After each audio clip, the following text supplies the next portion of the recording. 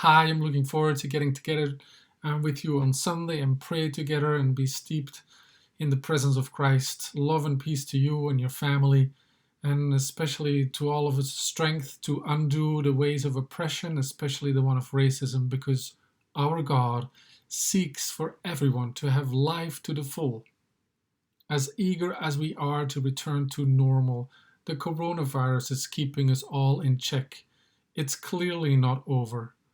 Plenty of time for us to pause and ponder about the value of our lives, because that value is at times less valued than it should. As we all heard a couple of weeks ago, this Texas official confronting us by saying that there are more important things than living, having been formed by and shaped by the saying, I have come that they may have life and have life to the full, as Jesus says in John 10:10. It is shocking to hear such a statement. Of course, the economy is important in our lives, but creating policy that makes life subordinate to anything shows that it's time to check whether we have our priorities straight.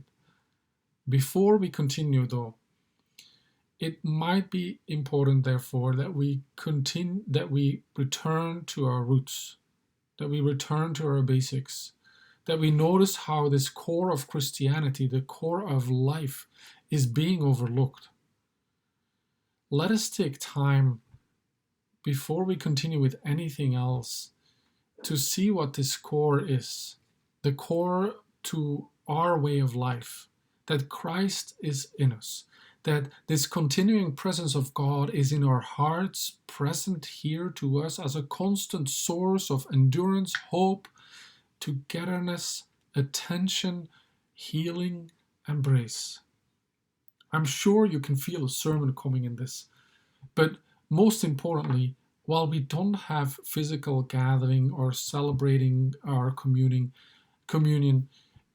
we miss so much our normal getting together. It is so central to our faith, and yet it is often left out of our conversations that the power of Christ is already in us, not as a fantasy nor wishful thinking, but as the real resurrection power. That we are in Christ, Christ in us, and that we have a source of continuing life and hope and understanding, of being heard and understood in all our toils, in all our labors, in all our ruminating, in all our aspirations, in all our thirst for life. I pray then with you that we all can enjoy this well of life in us, as Jesus called it himself, especially during these summer days when we thirst not only for water, but also for presence, for celebration, for togetherness. Let us therefore live in Christ.